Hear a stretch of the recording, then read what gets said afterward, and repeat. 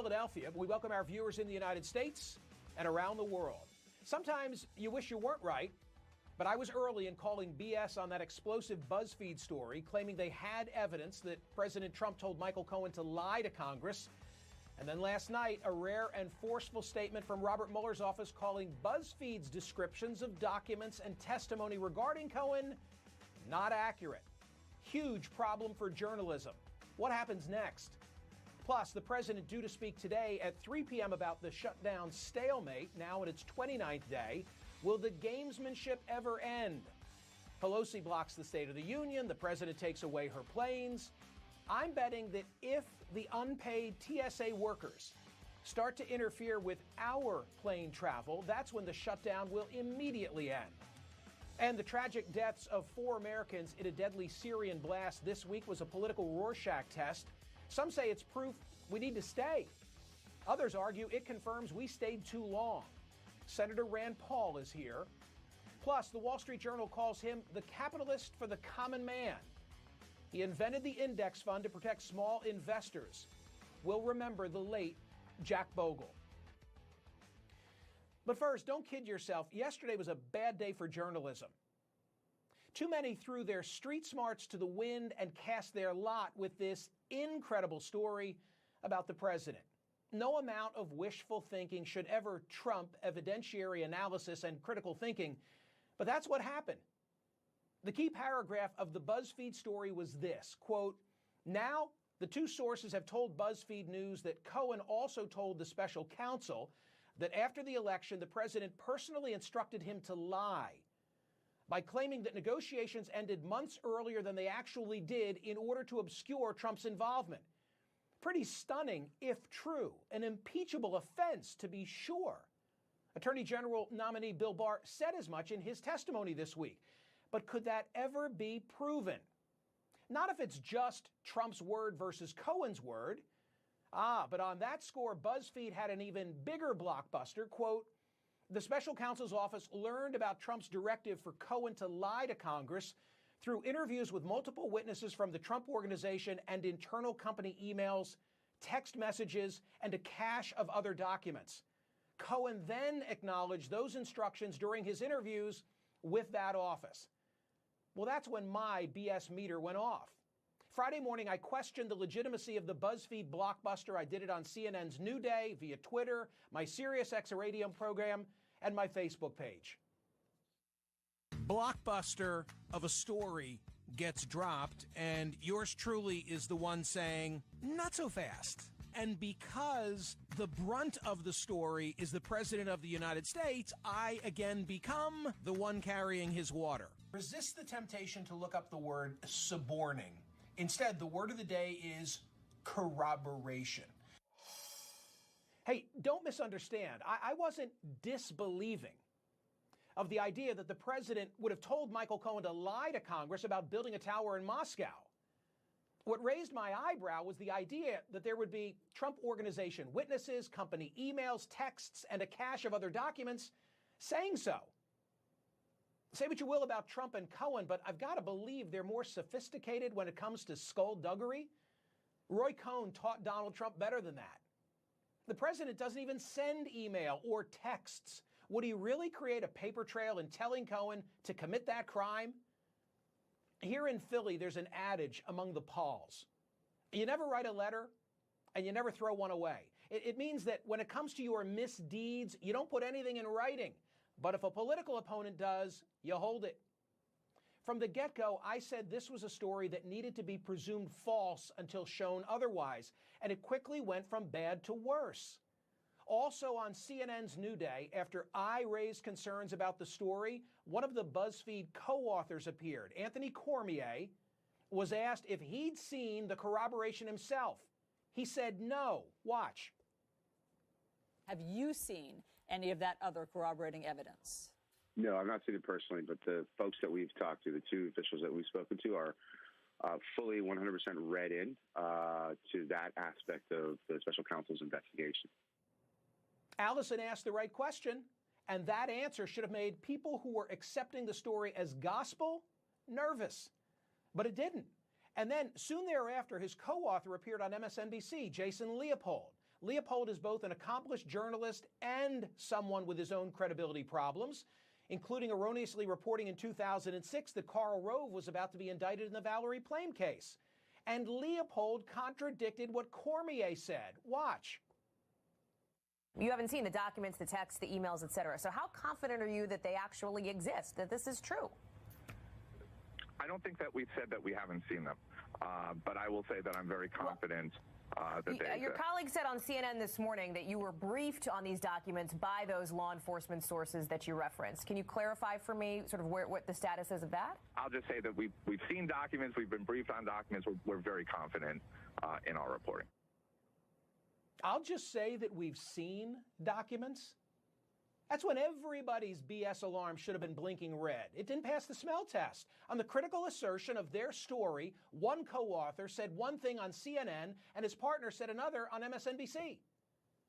And then as the day progressed, something else by omission.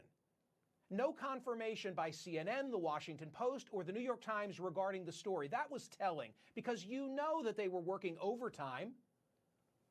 And then finally, last night, a rare statement from the special counsel, quote, BuzzFeed's description of specific statements to the special counsel's office and characterization of documents and testimony obtained by this office regarding Michael Cohen's congressional testimony are not accurate. Whoa. And here's the big picture.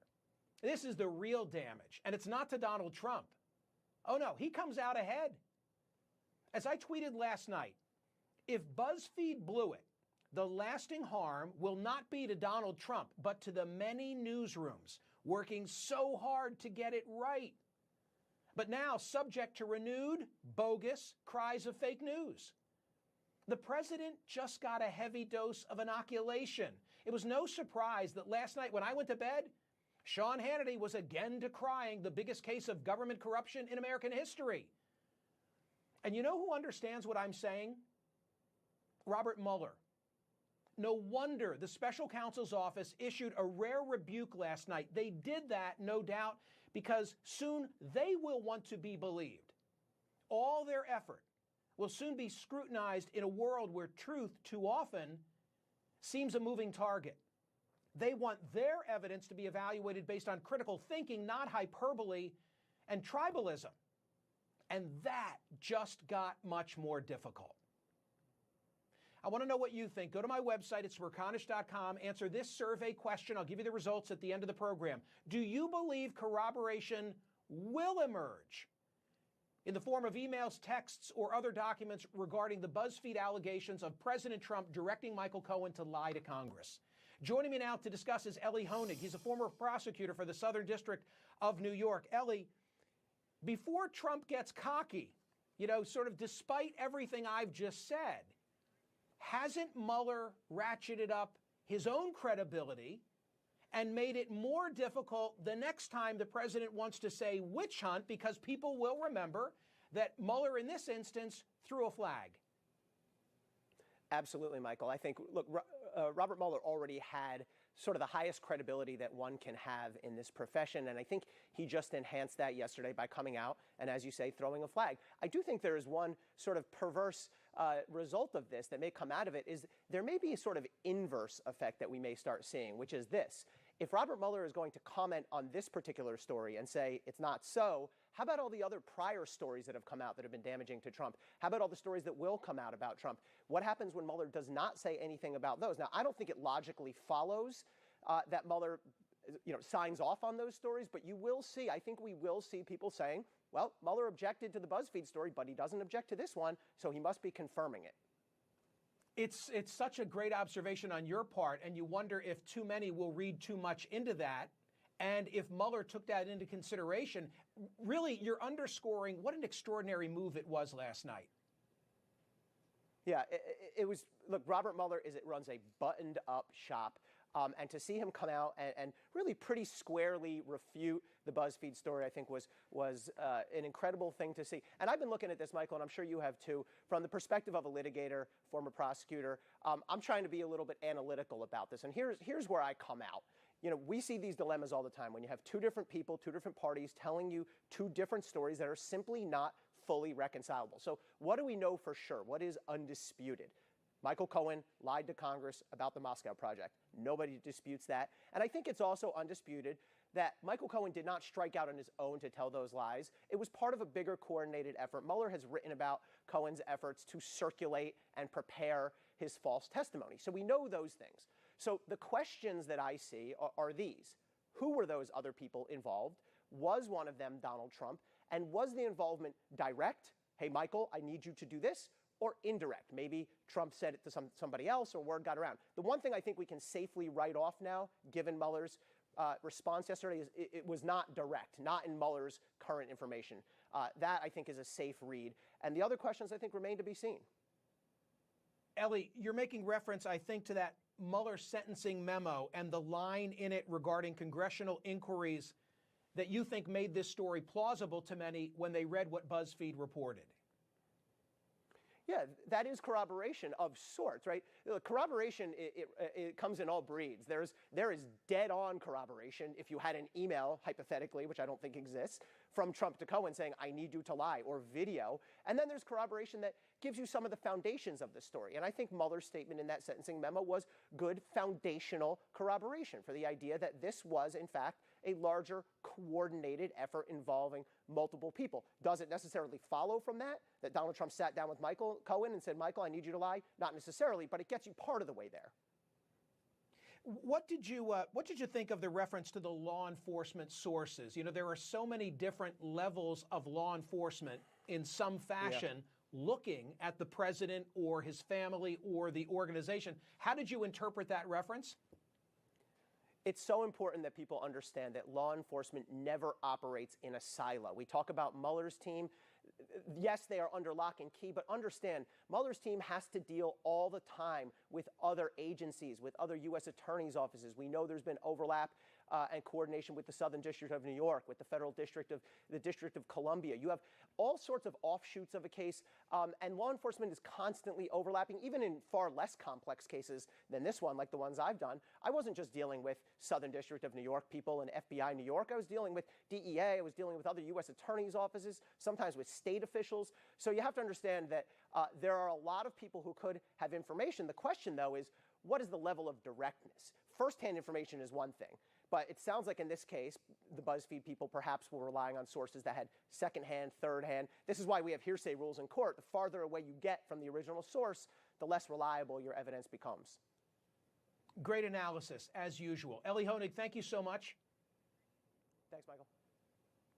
What are your thoughts? Tweet me at Smerconish or go to my Facebook page. I'll read some responses throughout the course of the program from Facebook. Does the whole fiasco put pressure on Mueller to work quicker? Ashton, great question. I don't think he feels any pressure whatsoever to deliver this report before it's time. And probably what makes his job that much more difficult is that as he investigates, new leads come up that take him in a whole variety of directions he never could have forecast. That's speculation on my part. So it makes it harder and harder to wrap it up. But I get your point. We all wish it would be wrapped up and we could move on one way or the other. A reminder, I want to know what you think. Go to my website at Smerconish.com. Answer today's survey question. Do you believe corroboration will emerge in the form of emails, texts, or other documents regarding the BuzzFeed allegations of President Trump directing Michael Cohen to lie to Congress? Up ahead, Senator Rand Paul, seen here heading to the White House this week, has been one of the few senators praising President Trump's troop withdrawal from Syria. What does he think in the wake of this week's terror bombing that took 4 American lives? And is there finally movement on the endless shutdown? The president speaking today at 3 p.m. Eastern. The New York Times reports the Democrats are offering up to $1 billion for border security. I have a prediction about how a solution could happen real fast. Here's a hint. It involves air travel, not Nancy Pelosi's. At 3 p.m. Eastern, President Trump promising a big announcement about the shutdown, which is now in day 29, pertaining to his demand for a border wall. We've all seen the D.C. tit for tat. Nancy Pelosi upending the State of the Union speech, the president revoking her use of government planes for a trip to visit American troops. I have my own idea about what will hasten the end of the standoff. That'll be if and when the 51,000 TSA workers who are being compelled to work without paychecks begin seriously interfering with the travel plans of everyday Americans. Last year, the TSA's unscheduled absence rate was 3.8%. The TSA now reports it's 6.4%. That's almost double. some airports have been experiencing much longer security wait times as a result of the TSA agents calling in sick. Joining me now is Philip Glover, the National Vice President for the American Federation of Government Employees. That's one of the largest unions for federal workers. Phil, are we seeing the beginning of the blue flu? Well, I'm not sure it's an orchestrated blue flu, Michael. Our union wouldn't advocate for that anyway because of federal law. But certainly people are going to have to choose whether they show up to work every day, put gas in their car, take the train into work, those kind of things. And it's starting to put a strain on them as we come up on the second paycheck that we'll be missing on Friday, next Friday. They can't, let's be crystal clear in what it is you're saying. They cannot lawfully strike. Correct. We cannot no federal employee can lawfully strike. I imagine, but you tell me otherwise, that you're hearing from membership there's probably a desire on some of their part to be calling in with added frequency, given that they are the lowest paid of the federal workforce. Is that right, Phil? Anecdotally, we hear that through our membership. The big thing is what people don't understand about our TSOs. They are under a different statute than the rest of the government when they were created. They're not under the general pay schedule. Their administrator has very broad powers to set pay and bonuses and those kind of things. And so they are one of the lowest paid groups of federal workers. There is also a lot of part-timers in the TSA. They use part-timers to fill in at peak times at small airports across like Pennsylvania, Allentown, Altoona, Johnstown. They use part-timers. And so those people have other jobs as well, and it's hard for them to come to work every day and not get paid while they have another part-time job available. So recognizing that it would be unlawful for them to strike, and further recognizing that you and your union capacity, your leadership capacity, are not advocating blue flu, I am simply making an observation that if there were to be an increased line at American airports because of a higher rate of absenteeism, I predict that would turn this thing on a dime, that people would not stand for those type of delays and because of the disruptive influence that it would have on our economy. Well, I think that's right. Obviously, it is happening at some places where there's not enough TSOs to get in and run checkpoints. We're seeing that at some airports where they have made decisions to change lines, cut lines out of screening, and that is causing some backups. We're seeing that now. You're going to see that continue, I think, as we go into next week. Like I said, they've already missed the January 11th paycheck. They've missed the January 25th. That one's coming up if they don't get this thing fixed. We also have, for instance, Bureau of Prisons people who are going to work at 114 prisons across the country that aren't getting paid. We've got ICE agents who are not being paid. We've got a lot of law enforcement out there, along with the TSOs, who are not getting paid right now. And, it's not a joke. It is certainly not a joke. And let's say something else, and then we can part. It's a tough job. I hate the process as a passenger. I can only imagine what it's like to work in those very close quarters, putting up with people who aren't happy to be screened to begin with, on your feet all day, going through people's personal effects and patting them down and so forth. I mean, it's a contentious by nature situation. It's a tough job. That's what I wanted to say, and I wish your whole crew Godspeed. It is a very difficult job, but I will say this, the traveling public under this shutdown, we have seen some very compassionate people here. They've tried to drop off money to these TSOs, which they're not allowed to accept. They have dropped off food. We've had restaurants bring food out to these TSOs to feed them on shift. And so we're thankful for that. And I think when this is all done, the traveling public and the American public will understand that these people are doing a good job. They are going to work without pay, and they're trying to make sure you're safe when you're in the air. Well said, Philip Glover. Appreciate your time. Thank you very much, Michael. Let's see what you're saying through my social media, Twitter and Facebook and so forth. What do we got? True, but do not forget the air traffic controllers. They have a high-stress job, and coupled with no money, it is creating worrisome situation for anybody flying. I totally agree with that, Victoria. I'm simply saying you want one aspect of this whole situation that in a heartbeat would turn it on a dime. It would be a work stoppage. I'm not advocating it by the TSA. So, Mr. President and Democratic leadership, get it together. Grow up. Let's get moving. Up next, they attacked each other repeatedly during the presidential debates, but these days, Rand Paul and the president, they're seeing eye to eye on troop withdrawal from Syria and Afghanistan. And he's visiting the White House, a heck of a lot more. I'll ask the senator, did last week's bombing in Syria affect their outlook? In the wake of this week's deadly terror explosion in Syria, what's going to happen with U.S. forces on the ground there? My next guest, Senator Rand Paul, seemed to be having a lot of influence on the president's policies of late. You'll remember that back on December 19, the president tweeted that America had defeated ISIS in Syria and announced the controversial full and rapid withdrawal of U.S. military. Then came Wednesday's explosion, warning you're about to see some graphic footage. ISIS claimed responsibility for this suicide bombing, and among the victims were 4 Americans, 2 U.S. service members, a defense contractor, and a DoD civilian intelligence expert.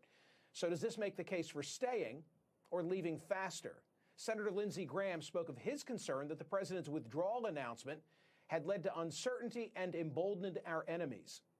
My concern by the statements made by President Trump is that you would set in motion enthusiasm by the enemy we're fighting. You make people who are trying to help wonder about us. I saw this in Iraq, and I'm now seeing it in Syria. But is the real lesson of the explosion that we shouldn't have been there in the first place? What were those deaths for? Joining me now to discuss is Senator Rand Paul of Kentucky. He's on the committees on Foreign Relations and Homeland Security. Senator, thanks so much for being here. Will you begin by first responding to what Senator Graham had to say in the aftermath of this tragedy? You know, Senator Graham is basically one of those individuals who's advocated staying forever throughout the Middle East, and there will never be a good time for him to come home. And I think if you say, well, we're coming home when there is no more ideology of radical Islam, there is no more suicide bombers left in the Middle East, we'll never come home. Our objective when we went in, and this is what the president said explicitly, was to defeat ISIS. He's now taken 99% of their land. Are there remnants of ISIS? Sure. Are there suicide bombers left in the Middle East? Yes, there always will be. But it's not an excuse for staying. In fact, right now we have about 2,000 troops situated somewhere in between the Kurds and 50,000 Turkish troops. Even the ambassador to America from Israel said that it made no sense to have 2,000 troops in the midst of tens of thousands of Iranians, tens of thousands of Turks. Basically, they become a tripwire for a bigger war. They've met success. They met their goal. We shouldn't now change the goal. We did defeat ISIS. You referenced the Kurds. Of course, one of the arguments from opponents of your view is that we'll be abandoning them. The problem is that you're in the midst of a war that's been going on even longer than the war in Syria, and that's a war between Turkey and elements of the Kurds. And so is that our job? I mean, are we there to create a nation for the Kurds? Are we there to create nations for every group that has a grievance in that area?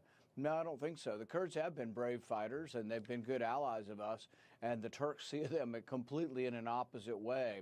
But, you know, if you want to, and American people want to be the defenders of the Kurd and set up a Kurdistan over there and go to war for the Kurds, then let's vote on it in Congress. See, the Constitution was very specific on this. The president's not allowed to do this anyway. The whole procedure of being in Syria was never approved in a constitutional way. But if you want to be there forever, if Lindsey Graham wants to be there forever, put it to the Senate, put it to Congress, and let's vote on whether or not we're going to be at war over there. I think the American people are actually with me and also with the president on this. So let's tick through some of the other complaints that would be coming from an opponent of your view. Iran. We've now tipped the balance of power in the Middle East toward Iran by our plan to withdraw from Syria.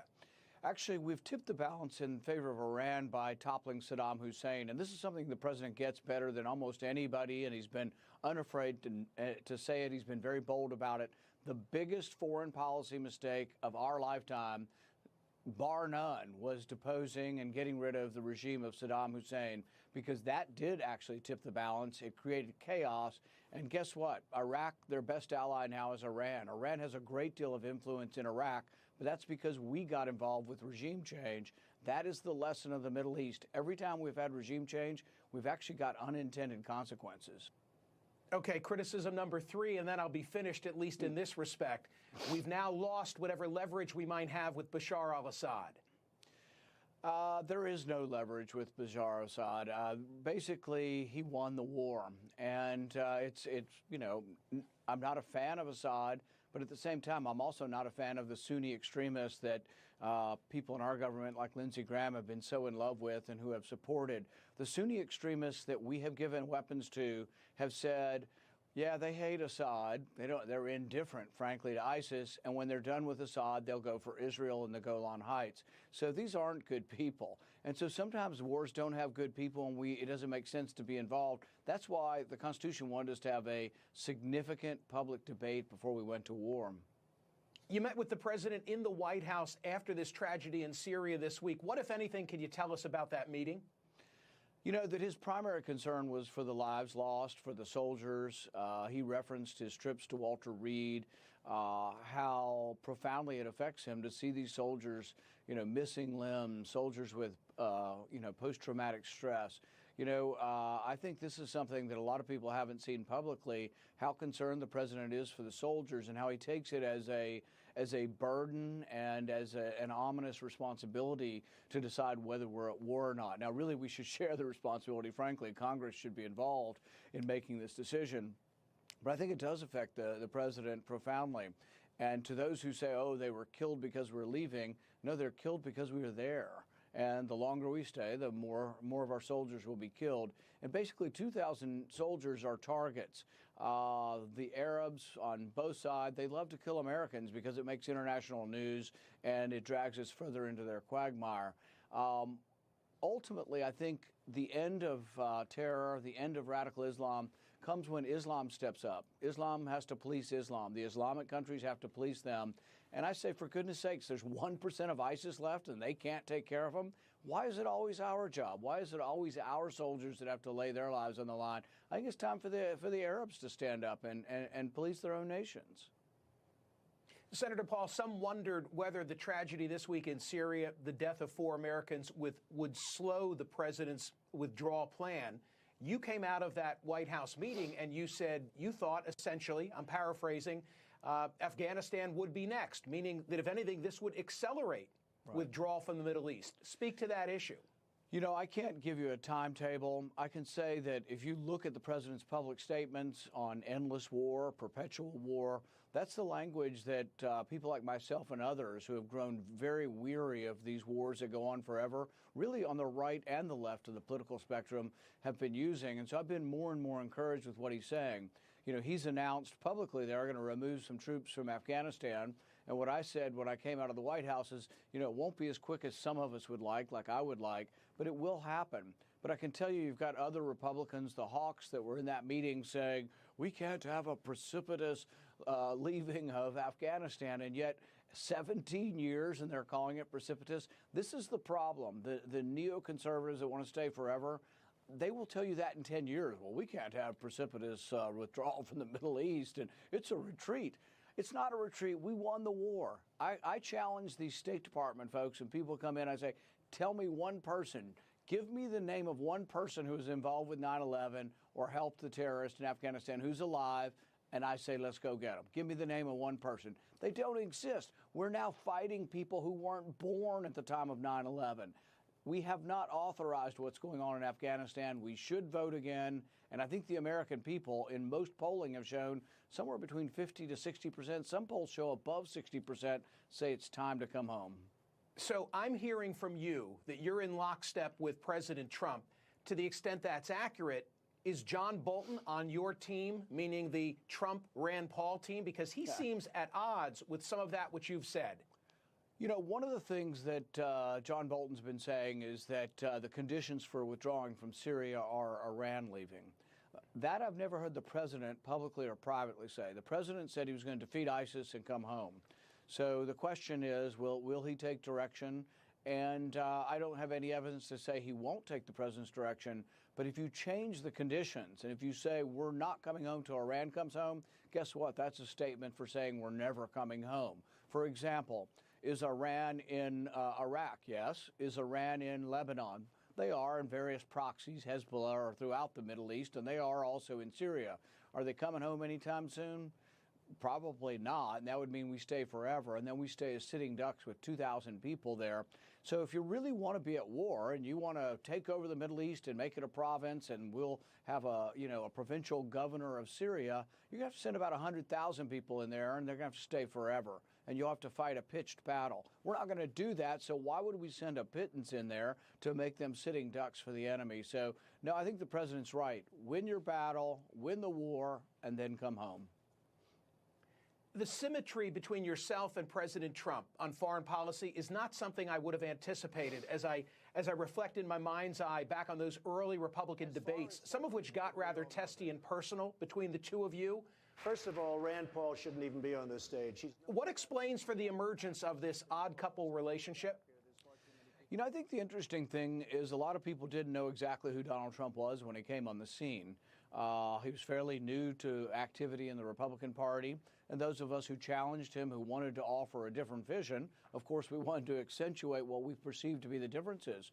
But, you know, I think as the campaign went on and you got into the general election, you started to find out that, you know what, on issues of war, Donald Trump was for less intervention than Hillary Clinton. Hillary Clinton's actually was always, and this was just an ironic thing, she was liberal on economic policy, but she was actually very, very hawkish on involvement throughout the Middle East. She was one of the ones, you know, involved with the Benghazi thing that I think was an arms-running operation to Syria. And I think she was also a big proponent in the Obama administration of arming people who I didn't consider really to be our friends in Syria in that war. So I think Donald Trump, when you look at it, a lot of his instincts, and he kept saying over and over again, the Iraq war was a mistake, and he still says it to this day. And the lesson of that, if the Iraq war was a mistake, basically regime change in the Middle East has been a mistake. And that's something, that's a value that he and I share. And it's not me influencing him at all. It's me saying, hooray, we finally have a president who's not going to keep us at war forever. Senator, thanks for coming back to the program. I appreciate it. Thanks, Michael. A lot there to parse. Let's check in on your tweets and Facebook comments. Trouble with Senator Rand Paul is that he often makes good points that get drowned out by his allegiance to Trump. Bob, I don't think he has an allegiance to Trump. And by the way, if the president should say something that you find sensible, right, you shouldn't discount it just because it came from President Trump. I found very interesting him making the observation that he thinks that Hillary was the bigger hawk as between Donald Trump and Hillary Clinton in that election, and that he's never heard the president say relative to we're not leaving till Iran does what he's heard and what we've all heard John Bolton saying. I want to go back and watch that a second time. Still to come, you may not know his name, but Warren Buffett said that the late Jack Bogle did more for the individual investor than anyone